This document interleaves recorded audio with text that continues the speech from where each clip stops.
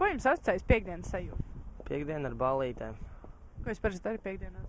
Ej ārā ar draugiem vai bez draugiem ballēties kaut kur. Kā jums šķiet, kāpēc piekdienas sajūta labāk par citu dienu sajūtām?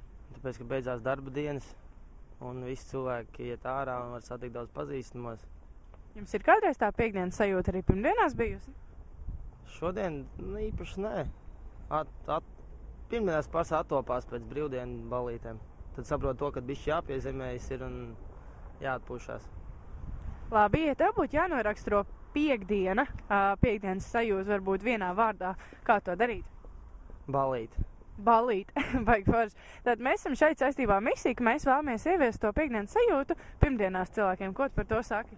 Tas būtu baigi grūti, jo piekdienās ir, nav jāstrādā, bet tas tā kā cilvēkiem nav darbdienas pārstāvis vakaros, bet pirmdienās visi iet tā kā sākas garā darba nedēļa un baigi grūti.